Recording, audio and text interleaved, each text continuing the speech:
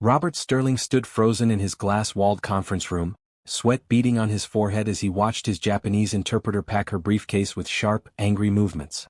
The woman's face was red with fury, and she was speaking so fast in Japanese that even he could catch the anger in her voice. But when she turned to him and spoke in English, her words hit him like a punch to the gut. "I quit, Mr. Sterling. I will not work for someone who treats people like dirt. Find someone else to clean up your mess." The door slammed behind her, and Robert felt his chest tighten. In exactly 2 hours, the most important business meeting of his life would begin in this very room. Sitting across from him would be 3 executives from Tokyo's largest tech company, ready to sign a deal worth $50 million. The problem was simple and devastating. None of them spoke a word of English. Robert's hands shook as he reached for his phone. His assistant, Patricia, answered on the first ring. "Patricia, I need you to find me a Japanese translator. Right now. I don't care what it costs." "Sir, what happened to Mrs. Tanaka?" "She quit. Just find someone. Anyone. Call every agency in the city." Robert hung up and sank into his leather chair. The irony wasn't lost on him. He was worth over $200 million, but right now he felt completely powerless. His tech company had spent 3 years developing a new software platform, and this Japanese partnership was supposed to be their big break into the Asian market. Without it, his company would struggle to survive. The conference room felt smaller now, like the glass walls were closing in on him. He could see his reflection in the window, a 35-year-old man who had built his empire through hard work and determination, now reduced to panic by something as simple as a language barrier. His phone rang again. Patricia's voice was tight with stress. "Sir, I've called 12 agencies. Everyone who speaks Japanese is already booked for the day. There's a convention in town and all the translators are working. Keep trying. Call agencies in other cities. Offer double their usual rate." "I already did, sir. The closest available translator is in Chicago, and they can't get here until tomorrow." Robert felt his world crashing down around him. The Japanese executives were flying back to Tokyo tonight. This was his only chance, and he was about to lose everything because of pride and poor treatment of the one person who could have helped him. He thought about Mrs. Tanaka's angry words. She had been right. He had treated her poorly, always rushing her, never saying thank you, acting like she was just another piece of office equipment. Now his attitude had cost him everything. The minutes ticked by like hours. Robert tried to think of alternatives, but his mind kept going blank. He could try to postpone the meeting, but the Japanese executives had made it clear that today was their only available day. He could try to communicate through gestures and basic phrases, but business deals required precise language and cultural understanding. His phone buzzed with a text from his business partner. "How's the prep going for the big meeting?" Robert couldn't even bring himself to respond. How could he explain that his company's future was slipping away because he couldn't find someone to translate for him? His employees were counting on this deal. Without it, he would have to lay off half his staff. The conference room door opened and Patricia walked in with a stack of papers. Her face was grim. "Sir, I've called every agency within a 3-hour drive. I've posted emergency requests on freelancer websites. I've even called the local universities to see if any professors are available." She paused, her voice dropping. "There's nobody, Mr. Sterling. Everyone who speaks Japanese is already committed today." Robert felt a sharp pain in his chest. He had never experienced a panic attack before, but he was pretty sure this was what one felt like. His breathing became shallow and the room started to spin slightly. "What about online translation services?" he asked desperately. "For a $50 million deal? Sir, you need someone who understands business terminology and cultural nuances. This isn't something Google Translate can handle." Patricia was right and Robert knew it. Japanese business culture was complex, full of subtle meanings and unspoken rules. One wrong phrase could kill the entire deal. He looked at his watch. 1 hour and 20 minutes until the meeting. The Japanese executives were probably already at their hotel, preparing their presentation. They had no idea that the man they were about to meet with couldn't understand a word they would say. The panic was getting worse now. Robert's shirt was soaked with sweat, and he could feel his heart racing. He had built his company from nothing, working 18-hour days, sacrificing relationships and personal time. Everything he had worked for was about to disappear because of something so simple yet so impossible to fix. His phone rang again. For a moment, hope flared in his chest. Maybe Patricia had found someone. But it was just his lawyer calling to confirm the contract details. "Everything set for this afternoon?" the lawyer asked cheerfully. "Actually, we might need to postpone," Robert said, his voice barely above a whisper. Postpone? Robert, you can't postpone this. The Japanese company has been planning this for months. If you try to change the schedule now, they'll think you're not serious about the partnership. Robert knew his lawyer was right. In Japanese business culture, reliability and punctuality were everything. Asking to reschedule would be seen as disrespectful and unprofessional. The deal would be dead before it even started. He hung up and put his head in his hands. 35 years old, and his career was about to end because he couldn't communicate with 3 people. The thought made him feel sick. Patricia knocked on the door again. Sir, the Japanese executives just called. They're leaving their hotel now and will be here in 45 minutes. Robert looked up at her, and she could see the desperation in his eyes. Patricia, I need you to be honest with me. Is there any chance at all that we can find someone in the next 45 minutes? She shook her head slowly. I'm sorry, sir. I've exhausted every option I can think of. Robert stood up and walked to the window. 40 floors below, the city bustled with life. Somewhere out there had to be someone who could help him. But how could he find them in less than an hour? The conference room suddenly felt like a prison. The same glass walls that had once made him feel powerful and successful now felt like they were trapping him in his failure. His reflection stared back at him, a man who had everything and was about to lose it all because he had forgotten the most basic rule of business. Treat people with respect. Mrs. Tanaka's angry face flashed through his mind again. If he had just been kinder to her, if he had just shown some basic human decency, she would still be here. Instead, his arrogance had created this impossible situation. Robert closed his eyes and tried to think. There had to be a solution. There had to be someone, somewhere, who could help him. But as the minutes ticked away and his phone remained silent, the reality of his situation became clearer and clearer. In 35 minutes, 3 Japanese executives would walk into this room expecting to conduct business. And he would have to sit there, completely helpless, watching his dreams disappear behind a wall of words he couldn't understand. Robert's hands trembled as he dialed his 3rd emergency contact. The phone rang 4 times before a groggy voice answered. Hello. Professor Williams from the local university sounded like he had been sleeping. Professor Williams, this is Robert Sterling from Sterling Technologies. I know we've never met, but I'm in a desperate situation. I need someone who speaks Japanese, and I need them in the next 30 minutes. There was a pause. Mr. Sterling, I teach German literature. I think you have the wrong department. Can you connect me to someone in the Japanese department? Please, this is an emergency. The Japanese department is closed for the summer. Most of our faculty are in Japan doing research. Robert felt his heart sink even further. What about students?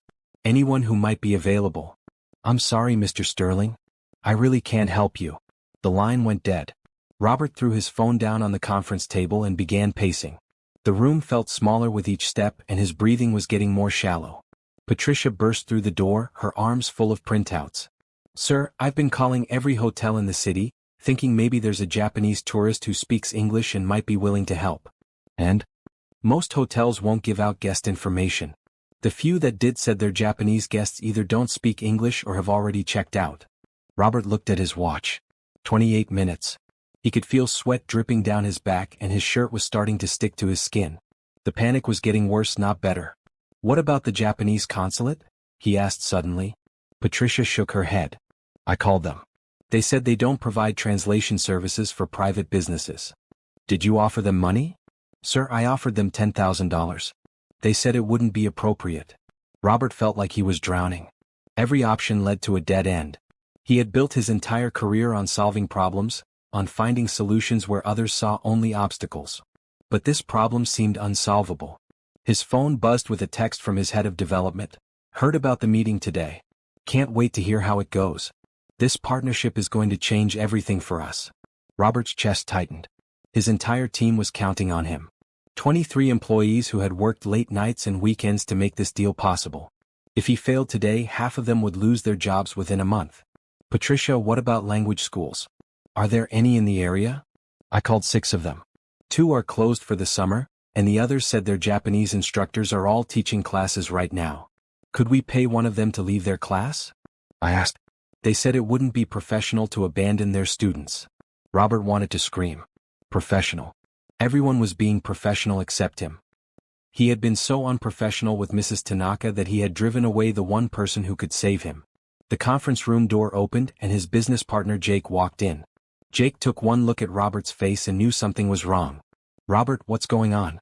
You look like you've seen a ghost. Mrs. Tanaka quit. I don't have a translator for the meeting.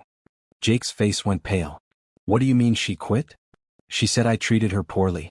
She's right, I did. And now I can't find anyone else who speaks Japanese. Jake sat down heavily in one of the conference chairs. How is that possible? This is a major city. There have to be dozens of Japanese speakers. They're all busy. There's some kind of convention in town, and every translator is already working. Jake was quiet for a moment, processing the information. Okay, let's think about this logically. What about apps? Translation apps. For a $50 million deal? Jake, these people need to understand complex technical terms and cultural nuances. A phone app isn't going to cut it. What about hiring someone from another city to fly in? I tried.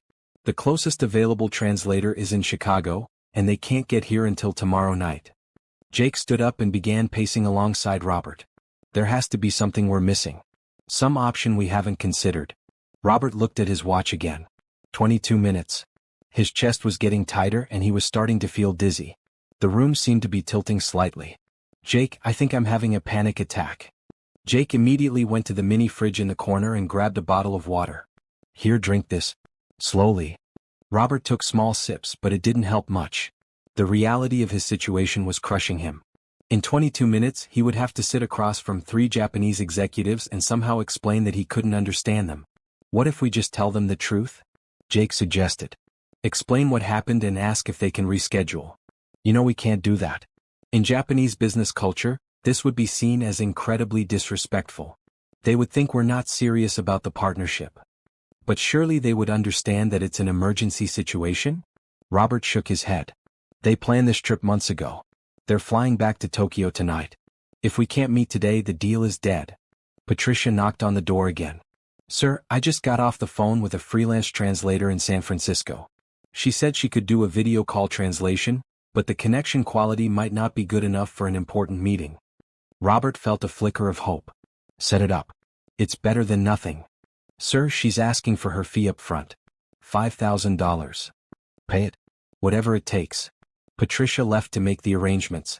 Robert tried to calm himself down, but the panic was still there, just under the surface. A video call translation was better than nothing, but it was far from ideal. Technical delays, poor audio quality, and the lack of in-person cultural awareness could still kill the deal. His phone rang. The caller ID showed it was his biggest investor. Robert, I just wanted to wish you luck today. This Japanese partnership is exactly what we need to take the company to the next level. Robert couldn't bring himself to explain the situation. Thanks, Thomas. I appreciate your confidence. After this deal closes, we'll be looking at expansion into South Korea and China. You're building something really special here. The call ended and Robert felt even worse. Not only was he about to lose the Japanese deal, but he was also about to disappoint the investors who believed in him. Jake was on his phone, frantically calling his own contacts. What about your college roommate? Didn't he live in Japan for a few years? He's in Germany on business. I already checked. My cousin's wife is Japanese. Let me call her. Robert felt another flicker of hope as Jake dialed. Maybe there was still a chance. Jake's conversation lasted several minutes, but Robert could tell from his expression that it wasn't going well. Finally, Jake hung up. She speaks Japanese, but she's never done business translation. She's afraid she might make a mistake with the technical terms. Could she at least help with basic communication? She's 3 hours away and she has 2 young kids. She can't just drop everything and drive here. Robert felt the panic rising again. 16 minutes until the meeting, and he was no closer to a solution than he had been an hour ago. Patricia returned with her laptop. Sir, I have the San Francisco translator on standby. She's ready to join the video call when the meeting starts. Robert nodded, but he knew it wasn't going to be enough. The Japanese executives would see the video setup as unprofessional and impersonal. In a culture that valued face-to-face relationships, conducting business through a computer screen was almost insulting. He looked around the conference room one more time. The table was set for 6 people, 3 Japanese executives, himself, Jake, and the translator who should have been sitting in the empty chair. Now that chair would remain empty, a constant reminder of his failure. The elevator dinged outside the conference room. Robert's heart stopped. Were the Japanese executives early? But it was just the building's maintenance staff, wheeling a cart full of cleaning supplies. Robert watched them through the glass wall, and for a moment he wondered if any of them might speak Japanese. But even if they did, he couldn't ask maintenance workers to translate a $50 million business deal. 14 minutes. Robert closed his eyes and tried to prepare himself for the most embarrassing moment of his professional life. In 14 minutes, he would have to face 3 respected business executives and admit that he couldn't communicate with them. The thought made him feel sick to his stomach.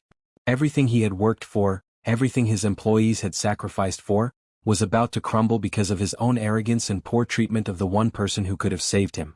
The elevator dinged again and Robert's stomach lurched. But instead of Japanese executives, a young woman in a bright yellow delivery uniform stepped out, carrying several bags of food. She had beautiful dark skin, her hair pulled back in a neat ponytail, and she was checking something on her phone as she walked. Robert barely glanced at her. He was too busy trying to figure out how to explain to 3 Japanese businessmen that he couldn't understand them. Patricia approached the delivery woman to handle the lunch orders that had been placed earlier. "Excuse me," the delivery woman said to Patricia, "I have an order for Sterling Technologies. Someone ordered sushi and Japanese tea for 6 people." Robert's head snapped up. The irony was crushing. Here he was, about to fail at communicating with Japanese executives, and someone had ordered Japanese food for the meeting. The universe seemed to be mocking him. "That's for the conference room," Patricia said, pointing toward where Robert and Jake were standing. The delivery woman nodded and began walking toward them. As she got closer, Robert could see she was probably in her mid-20s, with kind eyes and a professional manner despite her casual work clothes. "Good afternoon," she said politely. "I have your Japanese lunch order. Where would you like me to set it up?" "Just put it on the side table," Patricia said, clearly stressed. "We might not even need it now." The delivery woman, whose name tag read Jasmine, began arranging the food carefully. She had obviously done this many times before, setting out the sushi platters and tea service with practiced efficiency. Robert was pacing again, muttering to himself about the impossibility of his situation. 12 minutes. How am I supposed to explain to 3 Japanese executives that I can't understand them? This is insane. Jasmine paused in her work and looked over at him. "Excuse me, but did you say you need to communicate with Japanese executives?" Robert barely heard her. He was too busy panicking. "Yes, the most important meeting of my life, and I don't have a translator. My regular translator quit, and I can't find anyone else in the entire city who speaks Japanese." "I speak Japanese," Jasmine said quietly. The room went completely silent. Robert, Jake, and Patricia all turned to stare at her. "What did you say?" Robert asked. "I said I speak Japanese." Fluently. Robert felt his heart skip a beat. "You're a delivery driver." "Yes, I deliver food. But I also speak Japanese. My grandmother was Japanese and she raised me until I was 10. I learned it as my first language." Jake stepped forward. "Are you serious? You actually speak Japanese?" "Hi, watashi wa nihongo wa hanashimasu. Sor wa watashi no soto no dani jengo disu." "Yes, I speak Japanese. It's essentially my second native language." Robert felt a rush of hope so strong it almost made him dizzy. "Can you prove it? Can you translate something complex?" Jasmine looked a little hurt by his skeptical tone, but she nodded. "What would you like me to translate?" Patricia handed her a copy of the contract they were supposed to discuss. "Try this paragraph about intellectual property rights." Jasmine read it carefully, then began speaking in Japanese. Her pronunciation was perfect, her grammar flawless. She explained complex legal terms with ease, demonstrating not just language skills but also understanding of business concepts. "That's incredible," Jake whispered. "She's actually fluent." Robert felt like he might cry from relief. "How long have you been delivering food?" "About 6 months. I graduated from business school last year, but I haven't found a position in my field yet. I'm working 3 jobs to help support my family." "Business school?" Robert's mind was racing. "What was your major?" "International business with a focus on Asian markets. I wrote my thesis on Japanese corporate culture." Robert looked at Jake, who was grinning from ear to ear. The solution to their problem had literally walked through the door carrying lunch. "Jasmine, I need to ask you something and I know it's going to sound crazy. Would you be willing to help me with a business meeting? Right now. It starts in 10 minutes. Jasmine looked confused. "I'm working. I have 5 more deliveries to make. I'll pay you $1,000 to stay here for 2 hours. Jasmine's eyes widened. $1,000? And I'll call your delivery company and explain that you're helping with an emergency situation. Jasmine looked down at her uniform then back at Robert. "I'm not dressed for a business meeting." Patricia jumped in. I have a spare blazer in my office. It might be a little big, but it will work. Robert could see Jasmine thinking it over. What exactly would I need to do? Translate for a meeting with 3 Japanese executives. We're discussing a software partnership. It's extremely important. How important? Jake answered this time. $50 million important. And about 20 jobs important. Jasmine was quiet for a moment. I've never done professional translation before. What if I make a mistake? You won't, Robert said, and he meant it. Her Japanese was better than Mrs. Tanaka's, and her understanding of business concepts was obvious. Besides, you can't do worse than having no translator at all. What about my other deliveries? Robert pulled out his phone. Give me the number for your delivery company. I'll pay for all the orders you can't deliver and explain that you're helping with an emergency. Jasmine hesitated. This is really strange. I came here to deliver sushi, and now you're asking me to translate $1 million business deal. 50 million, Jake corrected. And yes, it's strange. But sometimes the best solutions come from the most unexpected places. Robert looked at his watch. 8 minutes. Jasmine, I know this is a lot to ask. But I'm desperate. My entire company depends on this meeting, and you're the only person who can help me. Jasmine looked around the conference room, taking in the expensive furniture and the view of the city. If I agree to help, what happens after the meeting? What do you mean? I mean, do I go back to delivering food while you go back to being a millionaire? Robert was taken aback by the question. I don't know. I haven't thought that far ahead. I have a bachelor's degree in business and a master's in international relations. I speak 3 languages fluently. But I'm delivering food because no one will give me a chance to prove myself in the business world. Robert felt a pang of guilt. Here was a highly educated, talented woman working as a delivery driver, and he was about to ask her to save his business without offering her anything beyond a one-time payment. If you help me today, he said slowly, I promise I'll help you find a position that matches your qualifications. In your company? If that's what you want, yes. Jasmine looked at Patricia, who nodded encouragingly. He's a good boss when he's not panicking. And he keeps his promises. Okay, Jasmine said finally. I'll help you. But I need that blazer, and I need 5 minutes to review any materials you have about the deal. Robert felt like he could breathe again for the first time in hours. Patricia, get the blazer. Jake, give her our presentation materials. And Jasmine. He paused, looking at this young woman who had just saved his career. Thank you. You have no idea what this means to me.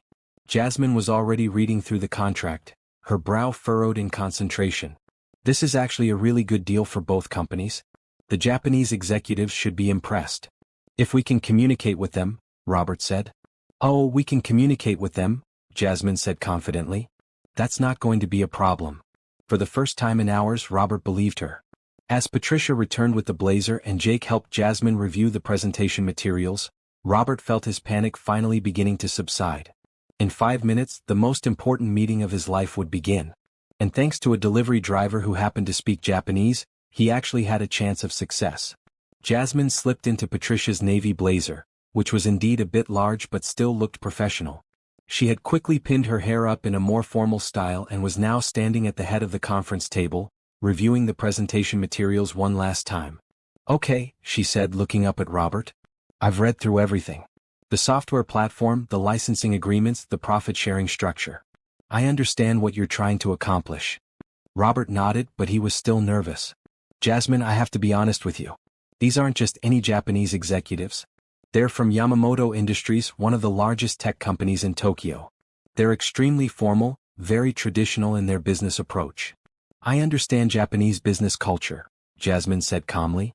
My grandmother taught me about respect, hierarchy, and proper protocol. I won't embarrass you. Jake was looking out the window. I can see their car pulling up now. Black sedan, 3 men in suits. Robert felt his heart rate spike again. Are you sure about this, Jasmine? There's still time to set up the video call with the translator in San Francisco. Mr. Sterling, Jasmine said, and her voice was firm but kind. I've got this. Trust me. The elevator dinged and Patricia went to greet the visitors. Robert could hear voices in the hallway, Patricia speaking English, and 3 men responding in Japanese. Then Patricia's voice again, explaining that they would be meeting in the conference room. They're here, Robert whispered. Jasmine straightened her blazer and picked up her notepad. Remember, in Japanese business culture, the introductions are very important. Let me handle the formal greetings and follow my lead on the bowing. The conference room door opened, and Patricia entered with 3 Japanese men in impeccably tailored suits. They were all middle-aged, with serious expressions and briefcases. Robert recognized them from the photos he had studied: Mr. Yamamoto, the company president, Mr. Sato, the head of international development, and Mr. Tanaka, the technical director. Jasmine stepped forward and bowed deeply. Yamamoto-san, Sato-san, Tanaka-san, welcome to Sterling Technologies. I am Jasmine Washington, and I will be serving as your translator today.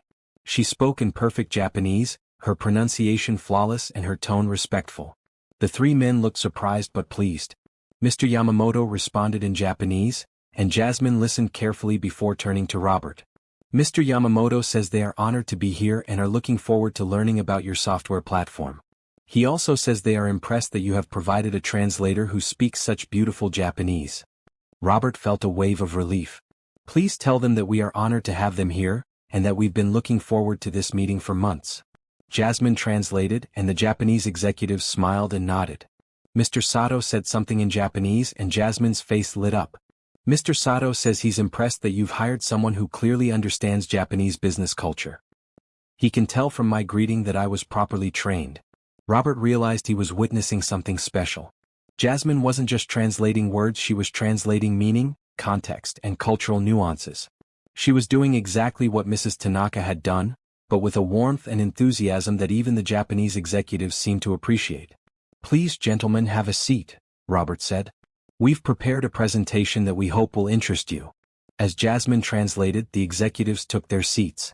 Mr. Yamamoto was directly across from Robert, with Mr. Sato and Mr. Tanaka on either side. Jasmine sat at the side of the table where she could see everyone clearly. Robert began his presentation, explaining the software platform that his company had developed. Every few sentences, he would pause to let Jasmine translate. Her Japanese was smooth and confident, and she was clearly conveying not just his words but his enthusiasm for the project. But then Mr. Tanaka asked a technical question that made Robert's heart sink. The question was long and complex, full of technical terms that Robert wasn't sure any translator could handle properly. Jasmine listened carefully, taking notes as Mr. Tanaka spoke.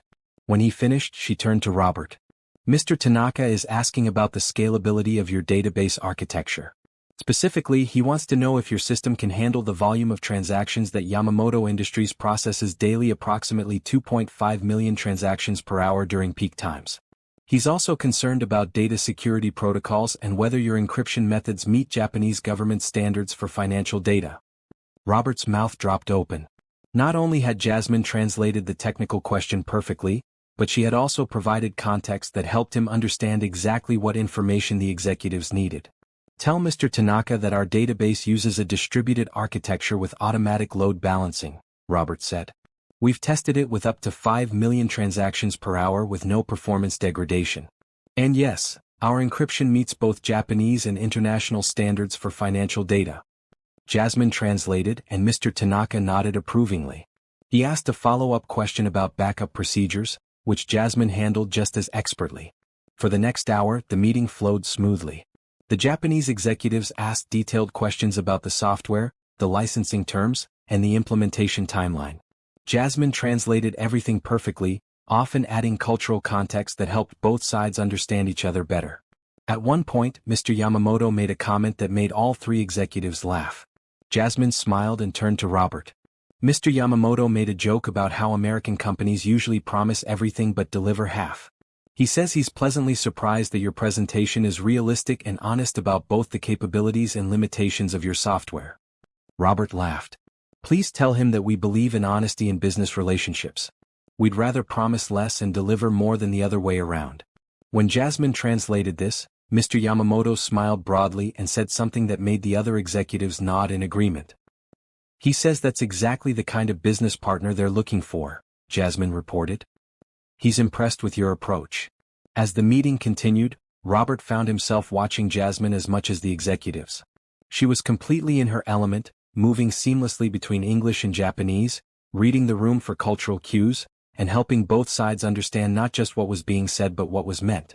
At one point, she caught Mr. Sato using a phrase that could have been misunderstood and quietly clarified the meaning before translating. When Mr. Tanaka looked confused about a technical term, She provided a brief explanation that helped him follow the conversation. "She's incredible," Jake whispered to Robert during a brief break. "She's not just translating, she's facilitating." Robert nodded. He had been in international business meetings before, but he had never seen translation done so skillfully. Jasmine was making the conversation flow naturally despite the language barrier. When the formal presentation ended, Mr. Yamamoto asked if they could have a few minutes to discuss the proposal among themselves. Robert and Jake stepped out of the conference room, leaving Jasmine with the three executives. "Do you think it's going well?" Robert asked. "Better than well," Jake said. "They're engaged, they're asking good questions, and they seem genuinely interested in the partnership." "All thanks to Jasmine," Robert said. "I can't believe she was delivering food this morning." Through the glass wall they could see Jasmine chatting with the executives. She was laughing at something Mr. Sato had said, and the atmosphere in the room looked relaxed and friendly. "I think she's talking to them about more than just business," Jake observed.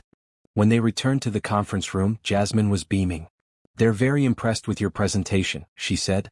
"They think your software could be exactly what they need for their expansion into Southeast Asia." Mr. Yamamoto spoke for several minutes, with the other executives occasionally adding comments. Jasmine listened carefully, occasionally asking clarifying questions in Japanese. "Mr. Yamamoto says they're prepared to move forward with the partnership," Jasmine announced. "They want to begin with a 6-month trial period, with the option to extend to a full 5-year agreement if the software performs as promised." Robert felt like he might collapse from relief. "That's exactly what we were hoping for. Please tell them we accept their terms." But as Jasmine began to translate, Mr. Yamamoto held up his hand and said something else in Japanese. His tone was more serious now, and Robert's heart began to race again. "What's he saying?" Robert asked. Jasmine looked a bit concerned. "He says there's one condition. They want to make sure that all future communications will be handled by someone who understands both the technical aspects and the cultural requirements. He's asking if I will be their primary point of contact for this partnership." Robert looked at Jasmine, who was still wearing Patricia's borrowed blazer and had been delivering food just 2 hours ago. "What should I tell them?" "Tell them yes," Jasmine said without hesitation. "I mean, if you're serious about that job offer you made earlier." Robert realized that this was the moment that would define not just the business deal, but potentially both of their futures. He looked at this young woman who had saved his company and was now being specifically requested by one of Japan's largest corporations.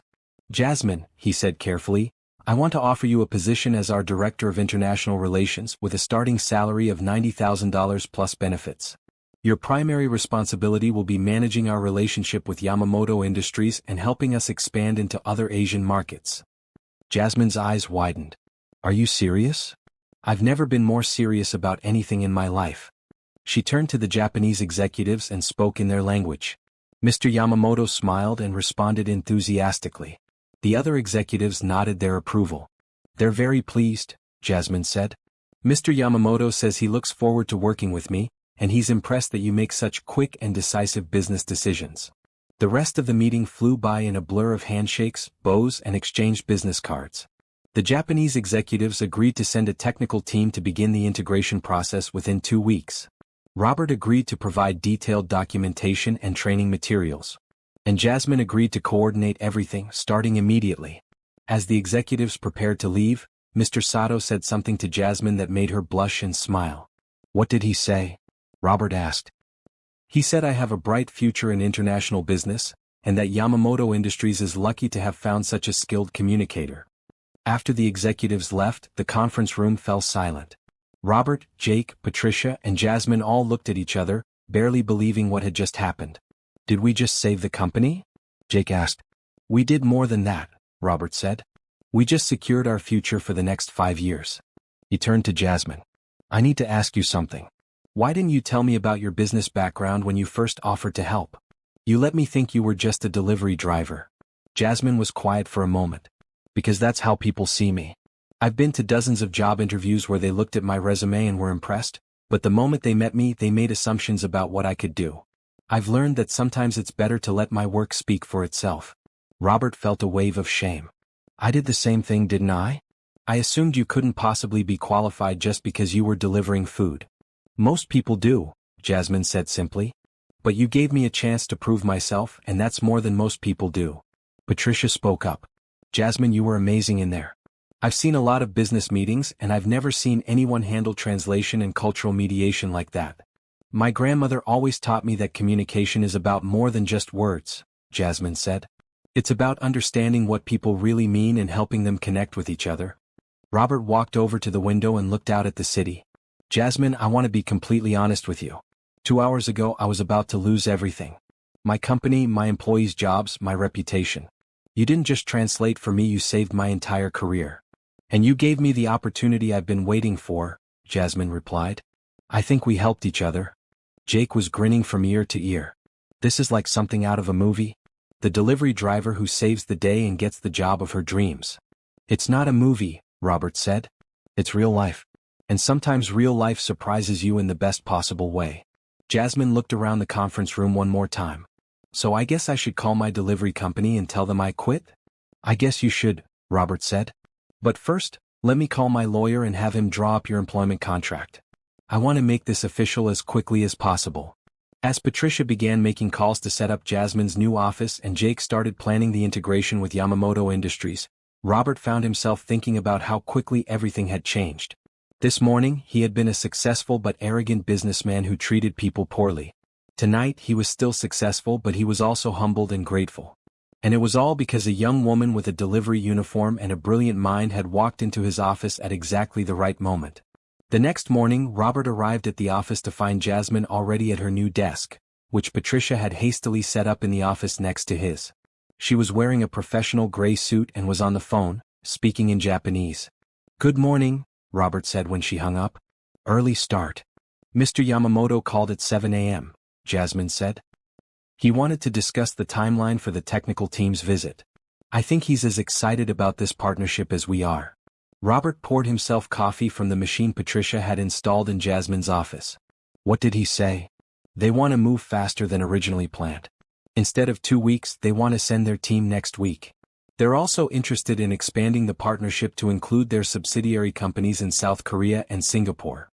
Robert nearly choked on his coffee. Are you serious? Very serious. Mr. Yamamoto said that yesterday's meeting was the most productive international business discussion he's had in years. He wants to capitalize on the momentum. That's incredible. What did you tell him? I told him we'd be ready for his team whenever they wanted to come. I hope that was okay. Robert sat down across from her desk. Jasmine, I need you to understand something.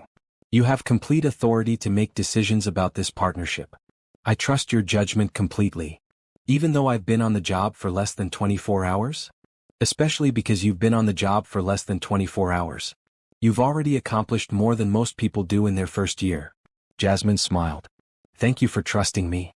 Over the next few days, Robert watched in amazement as Jasmine transformed from a delivery driver into a polished international business professional. She coordinated with the Japanese technical team, arranged for translators for the engineers who didn't speak English, and set up a comprehensive schedule for the integration process. But more than that, she was helping Robert understand aspects of Japanese business culture that he had never considered. She explained the importance of group consensus in Japanese decision-making, the significance of saving face in business relationships, and the value of long-term thinking over short-term profits. In American business, she said during one of their morning meetings, we tend to focus on individual achievement and quick results. But Japanese companies think in terms of decades, not quarters. They're not just buying our software, they're investing in a long-term relationship. Is that why Mr. Yamamoto was so specific about wanting you as the primary contact? Partly. But also because he could see that I understand the cultural bridge between our companies. It's not enough to speak the language, you have to understand the thinking behind the language. Robert found himself looking forward to these morning conversations. Jasmine had a way of explaining complex cultural concepts in simple terms, and she was teaching him to see business from a completely different perspective. I have a confession, he said one morning. I've been in business for 15 years and I thought I understood international commerce. But you've taught me more about it in 1 week than I learned in all those years. You understood the technical side, Jasmine said. But business is about relationships, not just products. Is that something your grandmother taught you? Jasmine's expression grew softer. She taught me that every person has value regardless of their job or their background. She said that if you treat people with respect and try to understand their perspective, you can accomplish amazing things. She sounds like a wise woman. She was. She died when I was in college, but her lessons have guided me ever since.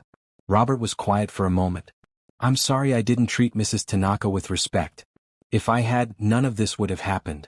Maybe it needed to happen, Jasmine said. Maybe we both needed to be in exactly the right place at exactly the right time. The Japanese technical team arrived the following Monday, and Robert was nervous about how the integration would go. But Jasmine managed everything flawlessly, serving as both translator and project coordinator. She helped the Japanese engineers understand the software architecture while helping Robert's team understand the specific requirements of the Japanese market. She's incredible, Jake told Robert after the first day of meetings. She's not just translating, she's anticipating problems and solving them before they happen. I know. I keep thinking about how close we came to losing everything. But we didn't lose everything. We found something better than we ever imagined. Robert watched through his office window as Jasmine explained a technical concept to one of the Japanese engineers. She was drawing diagrams on a whiteboard, switching seamlessly between English and Japanese as she made sure everyone understood. Jake, I need to ask you something. Do you think I'm making a mistake? About what? About Jasmine. About promoting someone so quickly. About changing our entire business strategy based on one meeting. Jake was quiet for a moment. Robert, in all the years I've known you, I've never seen you doubt yourself about business decisions. What's really bothering you? Robert sat down heavily in his chair. I'm starting to realize that I've been doing business wrong for years. I've been focused on profits and growth, but I've been ignoring the human side of business. Jasmine has shown me that there's a better way. And that scares you? It terrifies me. What if I can't change? What if I go back to my old ways? Jake smiled. Robert, you've already changed. The old you would never have hired Jasmine. The old you would never have admitted that you needed help. The old you would never have asked for advice. You think so? I know so. And besides, you've got Jasmine now. She's not going to let you go back to your old ways. As if summoned by their conversation, Jasmine knocked on the door. Mr. Sterling? Mr. Yamamoto would like to speak with you. He has some exciting news. Robert picked up his phone and activated the speaker. Good morning, Mr. Yamamoto. Jasmine began translating as Mr. Yamamoto spoke. He says the integration is going even better than expected. His technical team is very impressed with our software and our approach to customer service. Mr. Yamamoto continued speaking and Jasmine's eyes widened. He says he's spoken with the presidents of 3 other Japanese companies, and they're all interested in licensing our software. He's asking if we'd be interested in a regional partnership that could be worth over $200 million. Robert felt his heart skip a beat. 200 million? He says he's never seen a foreign company adapt so quickly to Japanese business culture. He wants to know if we'd be interested in opening a permanent office in Tokyo, with Jasmine as our regional director. Robert looked at Jasmine, who was trying to hide her excitement. What would that involve? As Jasmine translated the question, Mr. Yamamoto launched into a detailed explanation. When he finished, Jasmine took a deep breath.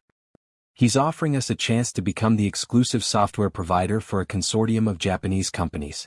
It would mean expanding our staff, opening offices in Tokyo and possibly Seoul, and committing to a 5-year development program. And he wants you to run it? He says he's never met a foreign business representative who understands Japanese culture so well. He thinks I could help other American companies succeed in Japan. Robert felt a mixture of excitement and fear.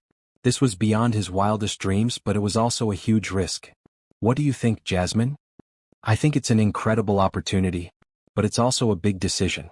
You'd be betting the entire future of your company on this partnership. No, Robert said quietly. I'd be betting the future of my company on you. Jasmine was quiet for a moment. Mr. Sterling, can I ask you something? Of course. A week ago you didn't trust me to translate a single meeting. Now you're considering making me the regional director of a $200 million operation. What changed? Robert thought about it. You did exactly what you said you would do. You saved my company, and you've exceeded every expectation I had. But more than that, you've shown me a different way to think about business. A better way. And you trust me? I trust you completely. Jasmine smiled and picked up the phone. Mr. Yamamoto? Please tell me more about this consortium. That evening, Robert found himself staying late at the office, something he rarely did anymore since hiring Jasmine. She had made his work life so much more efficient that he actually had time for a personal life again. But tonight, he was thinking about the conversation with Mr. Yamamoto and what it meant for the future. Jasmine knocked on his door around 7 p.m. I thought you might still be here. Mind if I come in? Of course. I was just thinking about today's conversation. Jasmine sat down across from his desk. It's a lot to process, isn't it? $200 million. A year ago, I would have jumped at an opportunity like this without hesitation.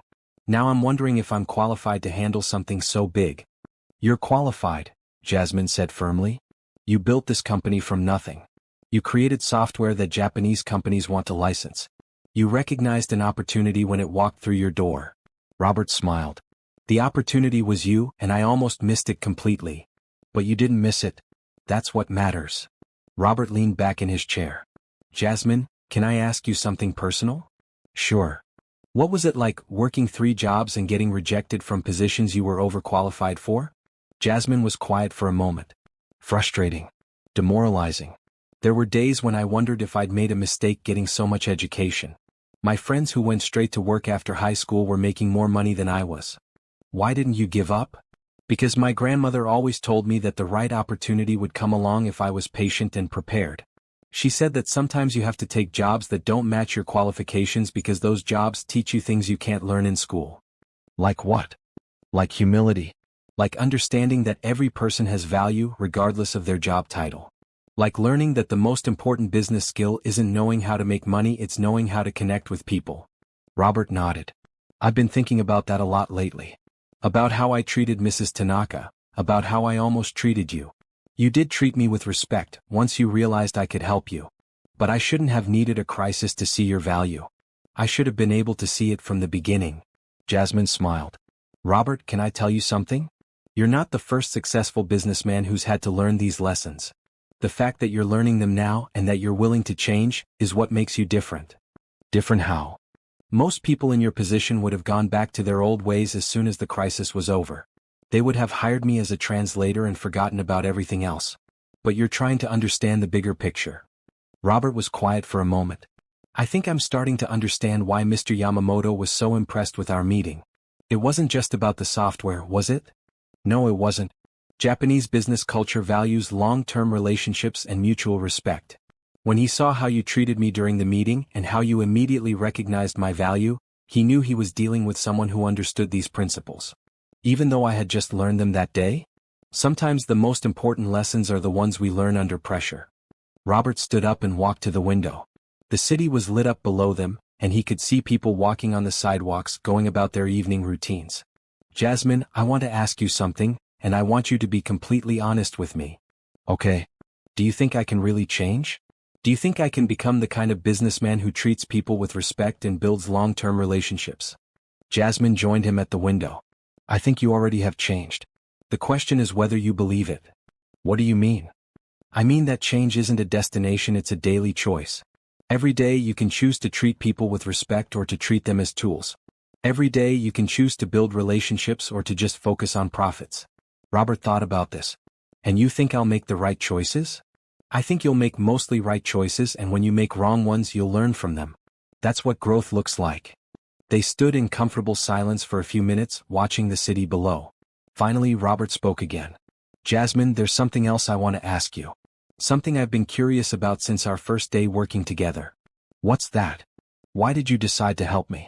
I was a complete stranger having a panic attack about a business meeting. You could have just delivered the food and left. Why did you get involved? Jasmine was quiet for a long moment. Honestly? Because you looked like you needed help and I knew I could provide it. It wasn't more complicated than that. But you risked your job with the delivery company. You put on a borrowed blazer and walked into a meeting worth $50 million. That took a lot of courage. Or a lot of stupidity, Jasmine said with a laugh. I'm still not sure which. It was courage, and it changed both of our lives. Yes, it did. Robert turned to face her. Jasmine, I want you to know that offering you this job wasn't just about gratitude. You've proven yourself to be one of the most talented business professionals I've ever worked with. This partnership with Yamamoto Industries is going to succeed because of your skills and your understanding of international business. Thank you. That means a lot to me. And I want you to know that whatever happens with this Japanese consortium, you'll always have a place in this company. You've earned it. Jasmine smiled. I appreciate that. But I hope you know that I'm not just working here because you gave me a chance. I'm working here because I believe in what we're building together. What are we building? A different kind of business. One that values people as much as profits. One that builds relationships instead of just closing deals. Robert felt a warmth in his chest. I like the sound of that. Me too. They were interrupted by Robert's phone ringing. He glanced at the caller ID and saw that it was his mother. I should take this, he said. She worries when I work late. Of course. I should head home anyway. As Jasmine gathered her things, Robert answered the phone. Hi, Mom. Robert, honey, I was just calling to check on you. I heard about your big Japanese deal from Patricia. I'm so proud of you. Thanks, Mom. It's been an exciting week. Patricia also told me about your new employee. She says she's wonderful. Robert glanced at Jasmine, who was pretending not to listen as she put on her coat. She's wonderful. She's the most talented person I've ever hired. I'd love to meet her sometime. Maybe you could bring her to Sunday dinner next week? Robert felt his heart skip a beat. His mother only invited his employees to family dinners if she thought they were special. I'll ask her. Good. I'll make my famous pot roast. After his mother hung up, Robert looked at Jasmine. My mother wants to meet you. That's nice. She sounds lovely. She is. And she only invites people to family dinner if she thinks they're important. Jasmine paused in putting on her coat. Important how? Important to me, Robert said quietly. They looked at each other for a moment and Robert felt something shift in the air between them. It was subtle, but it was there a recognition that their relationship had evolved beyond just employer and employee. I should go, Jasmine said softly. Yes, you should. But neither of them moved. They stood there in the quiet office, the city lights twinkling below them, both aware that something was happening between them but neither sure what to do about it. Finally, Jasmine smiled. Good night, Robert. Good night, Jasmine. After she left, Robert sat alone in his office for a long time, thinking about everything that had happened in the past week. He had gained a business partner, expanded his company internationally, and discovered a different way of thinking about success. But more than that, he had met someone who challenged him to be better than he had ever been before. Someone who saw potential in him that he hadn't even known existed. And if he was being honest with himself, someone he was starting to care about in ways that went far beyond business. The next morning, Robert found himself arriving at the office early, something that had become a habit since Jasmine started working there. He told himself it was because he wanted to review the Japanese consortium proposal, but the truth was that he looked forward to their morning conversations. Jasmine was already at her desk when he arrived, and she looked up with a smile that made his heart skip a beat. Good morning. I have news about the consortium. Good news or bad news? Very good news. I spoke with Mr. Yamamoto this morning, and he's arranged for us to meet with the consortium executives next month in Tokyo. All 5 companies want to hear our proposal. Robert felt a surge of excitement. That's incredible. How many people are we talking about? About 20 executives total. It will be a 3-day series of meetings with formal presentations and cultural events. Cultural events? Traditional Japanese dinner, tea ceremony, and a visit to a technology center. It's their way of getting to know us as people, not just as business partners. Robert sat down across from her desk. Jasmine, I need to be honest with you. I've never been to Japan and I don't know anything about Japanese cultural events. I'm going to need you to guide me through everything. That's why I'm here, she said with a smile. But Robert, there's something else we need to discuss. What's that? The consortium is offering us something beyond just a software licensing deal. They want to create a joint venture, a new company that would be half American, half Japanese. We would provide the technology and they would provide the market access and cultural expertise. Robert felt his pulse quicken. What kind of numbers are we talking about? Initial investment of $100 million, with projected revenues of $500 million over the first 3 years. Robert stared at her. Are you serious? Completely serious. But there's a catch. What kind of catch? They want the new company to be headquartered in Tokyo, with you as the American president and me as the cultural liaison. We would need to relocate to Japan for at least 2 years. Robert felt like the room was spinning. Move to Japan? I know it's a lot to ask. You have your life here, your family, your other business interests. What about you? What do you think about moving to Japan? Jasmine was quiet for a moment. Honestly, it's a dream come true. I've always wanted to work in international business, and this would be the opportunity of a lifetime. But I don't want to push you into something you're not comfortable with. This is your company, your decision. Robert stood up and walked to the window. The city stretched out below him, the city where he had built his business, where his family lived, where his entire life was rooted. Can I ask you something, Jasmine? Of course. If I said no to this opportunity, would you be disappointed? I'd be disappointed for both of us. But I'd understand. And if I said yes? Then I'd be excited and terrified and honored to take this journey with you. Robert turned back to face her. You said with me. Yes, I did. This partnership, it's not just about business anymore, is it? Jasmine met his eyes. No, it's not. They looked at each other for a long moment, both aware that they were crossing a line from professional to personal territory. Jasmine, I need to tell you something. This past week, working with you, learning from you, it's been the best week of my professional life. But more than that, it's been the best week of my personal life too. Robert, I know it's complicated. I know there are issues with me being your boss, with the power dynamics, with the fact that we've only known each other for a week. But I can't ignore what I'm feeling. Jasmine was quiet for a moment. What are you feeling? I'm feeling like I want to take this journey with you. Not just the business journey but the personal one too. I'm feeling like maybe we could build something together that's bigger than either of us could build alone. Are you talking about the business or about us? Both. Jasmine stood up and walked over to where he was standing. Robert, I need to be honest with you too. I've been thinking about this all week. About what's happening between us, about whether it's real or just the excitement of everything that's been happening. And what did you decide? I decided that it's real. At least it's real for me. Robert felt his heart racing. So what do we do about it? I don't know. I've never been in this situation before. Neither have I. They stood close together, the morning sun streaming through the window behind them, both aware that they were at a crossroads that would determine not just their professional future but their personal future as well. Jasmine, I want to ask you something, and I want you to think carefully before you answer. Okay. If we do this, if we move to Japan together, if we build this business together, are you doing it because you want to be with me or because you want the career opportunity? Jasmine smiled. Can't it be both? I suppose it can. But I need to know which one is more important to you. Robert, a week ago, I was delivering food and wondering if I'd ever get a chance to use my education. Today, I'm being offered the opportunity to run a $500 million international business. Do you know how incredible that is? I do. But do you know what's even more incredible? What? The fact that I'm sharing this opportunity with someone who values me not just for what I can do, but for who I am. Robert felt a warmth spreading through his chest. Is that a yes? That's a yes to the business opportunity. And it's a yes to exploring whatever this is between us. Even though it's complicated? Especially because it's complicated. The best things in life usually are. Robert reached out and took her hand. Jasmine, I want to promise you something. Whatever happens between us personally, I will never let it affect your professional opportunities. This business deal, this job, your career, none of that depends on what happens between us romantically. I appreciate that. But Robert, I need to make you a promise too. What's that? I promise that whatever happens between us personally, I will never let it affect my professional performance. This business deal is too important and too many people are counting on us. So we're really doing this? We're really doing this. They stood there holding hands, both aware that they were about to embark on an adventure that would change their lives forever. The phone rang, interrupting the moment.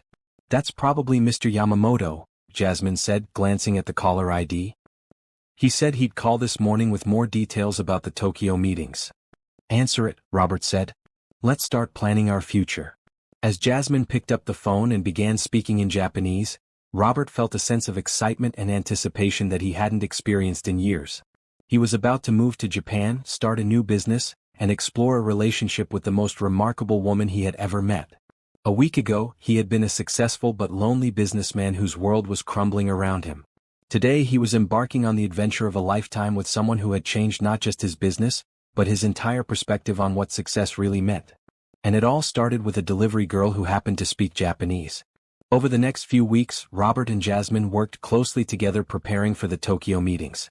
They spent long hours in conference rooms reviewing presentation materials, practicing cultural protocols, and learning about each of the 5 companies in the consortium. But they also spent time getting to know each other outside of work. Robert took Jasmine to his favorite restaurant, where she charmed the waitstaff with her warmth and made him laugh with her observations about American dining culture. Jasmine showed Robert her neighborhood, introducing him to her family and friends, giving him a glimpse into a world he had never experienced. Your family is wonderful, Robert said as they walked back to his car after dinner at her mother's house. They like you too. My mother said you're not what she expected. What did she expect? Someone more formal. More distant. She said you're surprisingly normal for a millionaire. Robert laughed. I'm not sure if that's a compliment or not. It's definitely a compliment. In my mother's world, normal is the highest praise you can receive. They had been careful to keep their relationship professional at work, but outside the office, they were becoming closer every day. Robert found himself looking forward to their evening conversations, when they would discuss everything from business strategy to childhood memories to their dreams for the future. Can I ask you something? Jasmine said one evening as they sat in Robert's living room, reviewing the final presentation materials. Of course. Are you nervous about moving to Japan? Robert was quiet for a moment. Terrified. Really? You seem so confident about it. I'm confident about the business opportunity. I'm confident about working with you. But I'm terrified about leaving everything I know and starting over in a completely different culture. You know you'll have me to help you navigate it. I know. And that's probably the only reason I'm brave enough to do it. Jasmine smiled. You're braver than you think. A month ago you were willing to trust a complete stranger to save your business. Now you're willing to move to another country to build something new. Both of those decisions involved you. Maybe you're my good luck charm. Or maybe you're just finally learning to take smart risks. Robert set down his presentation notes and looked at her. Jasmine, can I tell you something? Sure. I've been thinking about what you said about change being a daily choice. About choosing to treat people with respect or to focus on relationships instead of just profits. And I've realized that meeting you didn't just change my business, it changed me. I look at everything differently now. I think about how my decisions affect people, not just how they affect my bottom line. That's a good thing. It is. But it's also scary. I spent 15 years building my identity around being a successful businessman.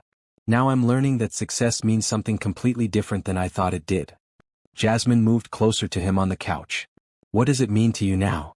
It means building something that matters. It means treating people with dignity and respect. It means creating opportunities for others, not just for myself. And it means being brave enough to change when you realize you've been doing things wrong. Yes, it means that too. They sat in comfortable silence for a moment, the presentation materials scattered on the coffee table between them. Robert, can I tell you something? Of course. I've been thinking about what you said about this relationship being complicated, about the power dynamics and the fact that we've only known each other for a short time. And I think you're right that it's complicated. But I also think that the best relationships often are. What do you mean? I mean that my grandparents met when my grandfather was my grandmother's supervisor at a factory. They had all the same complications we do: power dynamics, workplace relationships, cultural differences. But they figured it out because they were committed to treating each other with respect and honesty. How long were they married? 52 years. Until my grandfather died. Robert felt a warmth in his chest. That's a beautiful story. It's a true story. And it taught me that love isn't about perfect circumstances, it's about finding someone who makes you want to be better than you were before. Is that what this is? Love. Jasmine looked at him with a mixture of tenderness and uncertainty. I don't know. It's too early to say that word. But I know that being with you makes me want to be the best version of myself. It's the same for me, Robert said quietly. They moved closer together on the couch and Robert reached out to touch her face. Jasmine, I want to ask you something. What? When we go to Japan, when we start this new business together, how do we handle this? How do we build a professional relationship and a personal relationship at the same time? Very carefully, she said with a smile. With lots of communication and clear boundaries. And if it doesn't work out? If the personal relationship doesn't survive the stress of building a business together? Then we'll handle it like adults. We'll put the business first and find a way to work together professionally. You make it sound so simple. It's not simple. But it's possible. My grandmother used to say that anything worth having is worth fighting for. Robert leaned closer to her. And is this worth fighting for? I think so. Do you? Instead of answering with words, Robert kissed her gently. It was soft and tentative at first, then deeper as she responded. When they broke apart, they were both breathing a little harder. Does that answer your question? Robert asked. I think so, Jasmine said with a smile. But we should probably establish some ground rules.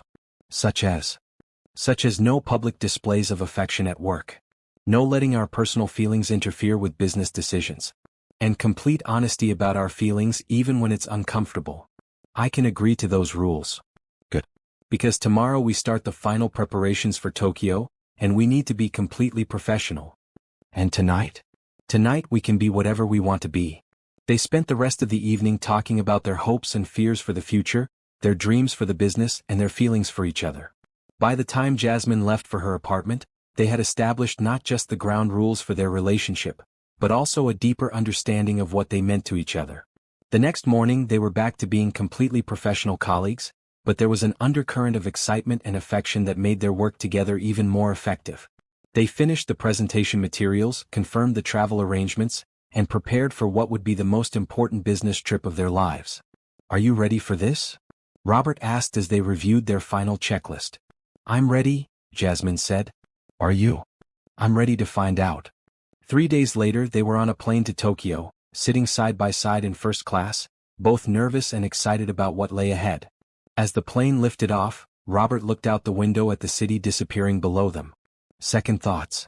Jasmine asked. "No second thoughts. Just awareness that everything is about to change. Change can be good. It can be. Especially when you have the right person to change with." Jasmine smiled and took his hand. "We're going to do great things together, Robert. I believe you're right." As the plane headed west toward their new adventure, Robert reflected on everything that had happened in the past month. He had started as a successful but arrogant businessman who treated people poorly. He was ending as someone who was learning to value relationships over profits, who was brave enough to take risks for the right reasons, and who had found someone who made him want to be better than he had ever been before. And it all started with a panic attack and a delivery girl who happened to speak Japanese. The first 2 days in Tokyo went better than Robert had dared to hope. The consortium executives were impressed with their presentation, engaged by their business model, and clearly interested in moving forward with the joint venture. Jasmine navigated the cultural requirements flawlessly, helping Robert understand the subtle nuances of Japanese business etiquette and ensuring that every meeting went smoothly. But on the third day, everything changed. Robert woke up in his hotel room to find 17 missed calls from his lawyer in Chicago. When he called back, the news was devastating. "Robert, I'm sorry to wake you, but we have a serious problem. Sterling Software is being sued by Pinnacle Industries for patent infringement. They're claiming that our core algorithm violates 3 of their patents, and they're seeking $200 million in damages." Robert felt his stomach drop. "That's impossible. We developed that algorithm ourselves." "I know, but they have documentation that suggests otherwise. They're also filing for an injunction that would prevent us from licensing the software to anyone until the case is resolved." "How long would that take?" "Patent cases can take years to resolve. And Robert, there's something else. The story has already leaked to the tech press. It's going to be front-page news in the trade publications today." Robert hung up and immediately called Jasmine's room. "We need to talk.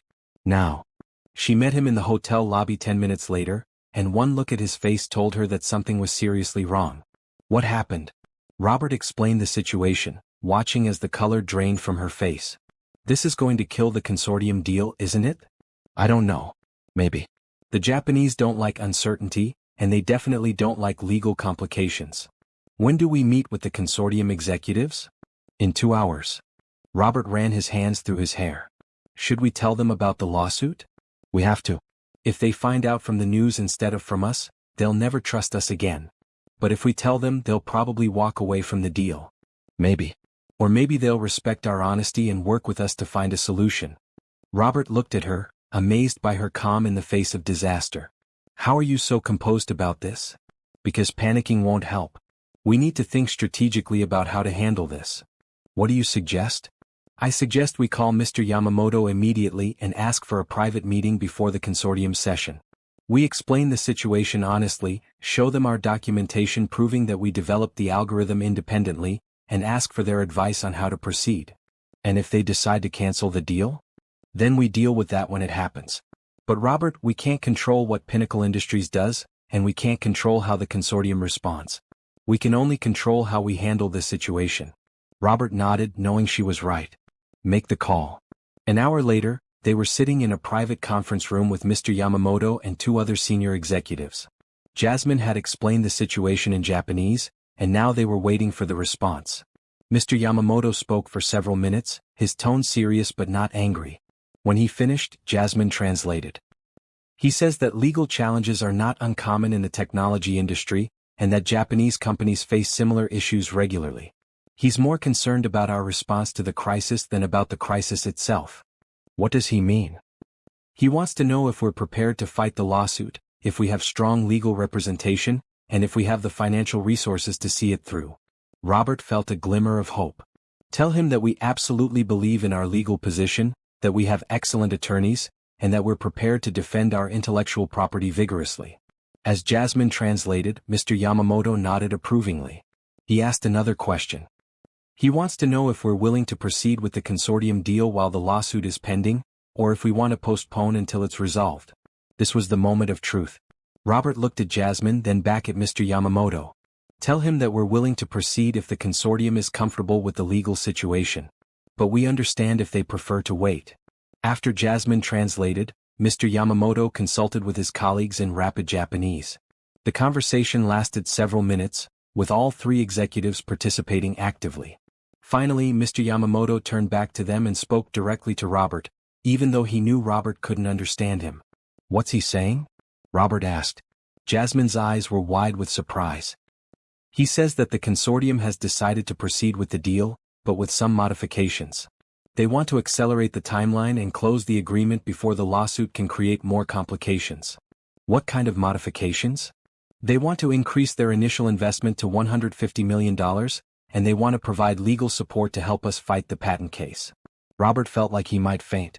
Are you serious? He says that Japanese companies understand the importance of protecting intellectual property, and that they believe in supporting their partners during difficult times. What's the catch? The catch is that they want the deal closed within 30 days, and they want us to relocate to Tokyo immediately to oversee the legal defense and the business launch simultaneously. Robert looked at Jasmine. What do you think? I think it's an incredible show of faith. They're essentially betting $150 million on our integrity and our ability to win the lawsuit. Can we handle both the legal case and the business launch at the same time? We'll have to. But Robert, this could actually work in our favor. If we can demonstrate that a major Japanese consortium believes in our legal position, it might pressure Pinnacle Industries to settle. Mr. Yamamoto spoke again, and Jasmine listened carefully.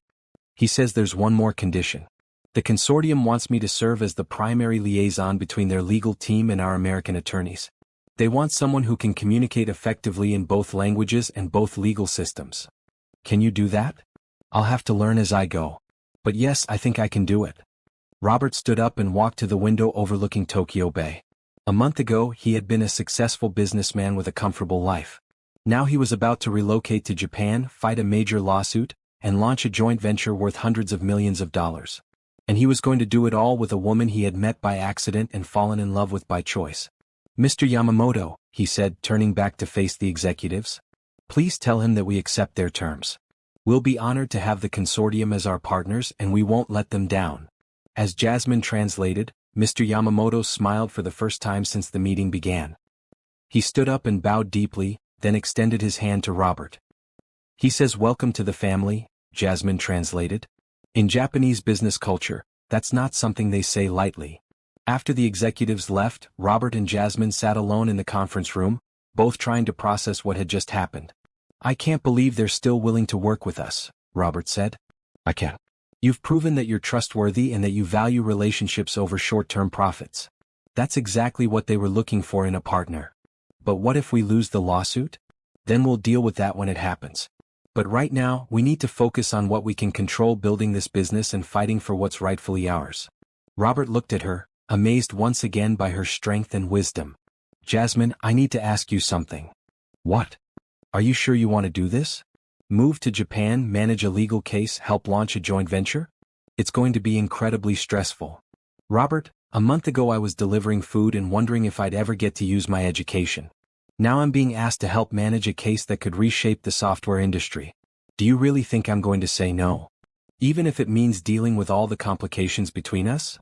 Especially because of the complications between us. We're building something together, not just a business but a relationship. And both of those things are worth fighting for. Robert felt a surge of love and admiration for this remarkable woman. In that case, I guess we're moving to Japan. I guess we are. As they left the conference room to prepare for the consortium meeting, Robert felt a mixture of excitement and terror. The next few months would be the most challenging of his life, but he was facing them with the strongest and most capable partner he could imagine. And if they succeeded, they would have built something extraordinary together. 6 months later, Robert stood in the conference room of their new Tokyo office, looking out at the city that had become his home. The view was spectacular. Mount Fuji was visible in the distance, and the bustling streets below showed a city that never stopped moving. But what made the view truly beautiful was the knowledge that he and Jasmine had built something meaningful together. The patent lawsuit had been resolved 3 months earlier, when Pinnacle Industries suddenly dropped their case after Robert's legal team discovered that Pinnacle had actually stolen the algorithm from a former employee. The vindication had been sweet, but the real victory was that the consortium had stood by them throughout the entire process. "Are you ready for the board meeting?" Jasmine asked, entering the conference room with a stack of quarterly reports. "As ready as I'll ever be," Robert replied, turning to face her. "How are the numbers looking?" "Better than projected. We're ahead of schedule on revenue targets, and the customer satisfaction scores are off the charts." Robert smiled. "That's because you've built the best customer service team in the industry." "We've built it together," Jasmine corrected. "I may have hired the team, but you created the culture that made it possible." Over the past 6 months, they had divided responsibilities based on their strengths. Robert focused on the technical development and strategic planning, while Jasmine managed the cultural integration and customer relations. But every major decision was made together, and their partnership had proven to be even more effective than either of them had imagined. "How are you feeling about the expansion proposal?" Robert asked.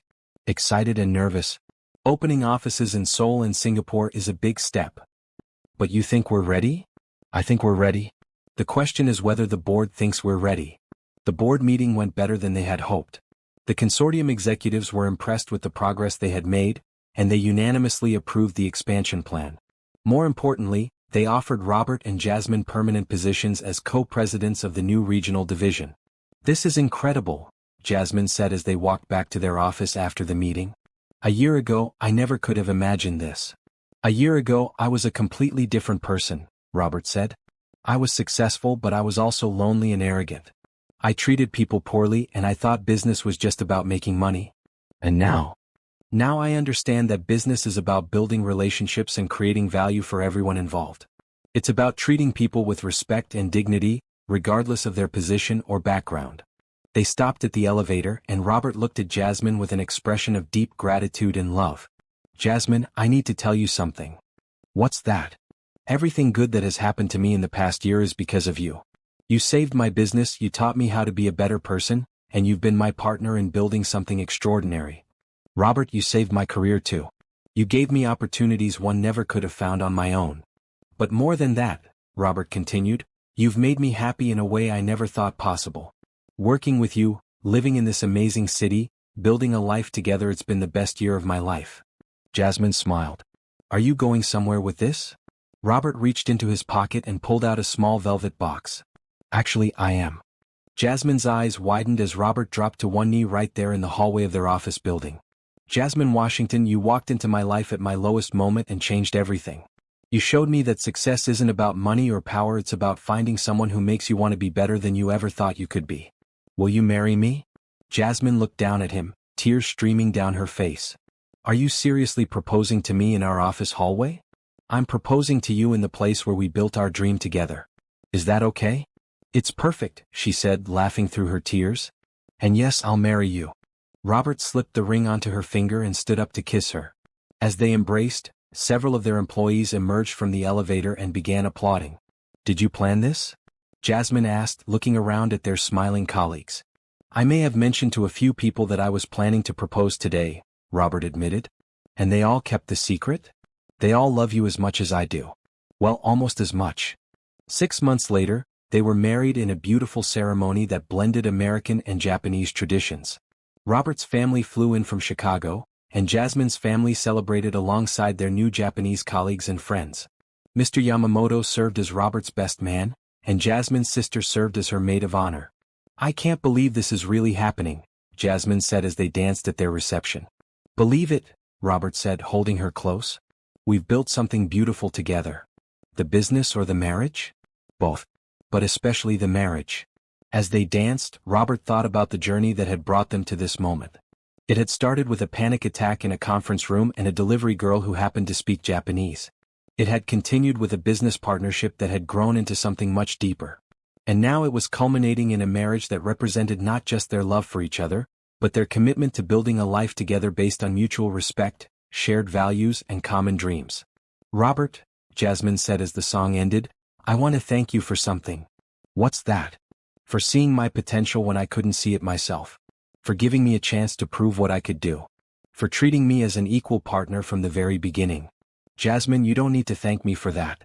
You earned every opportunity you've received." "Maybe. But you were the one who gave me the first chance. And that made all the difference." Robert looked around the reception hall at their friends and colleagues celebrating together.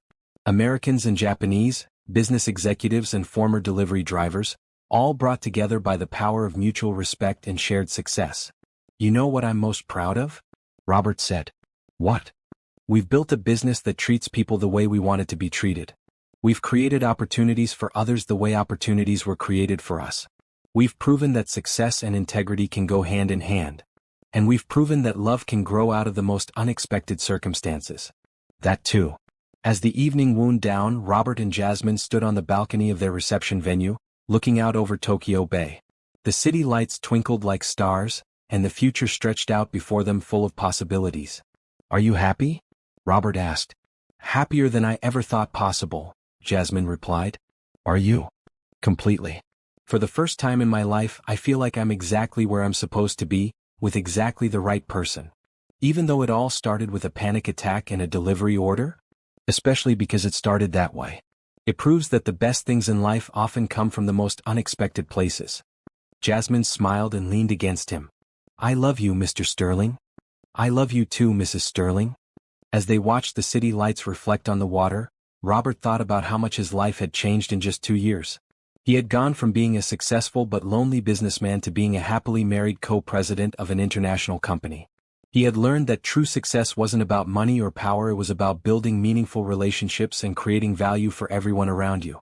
And he had learned that sometimes the most important person in your life walks through your door when you least expect it, carrying a lunch order and speaking perfect Japanese.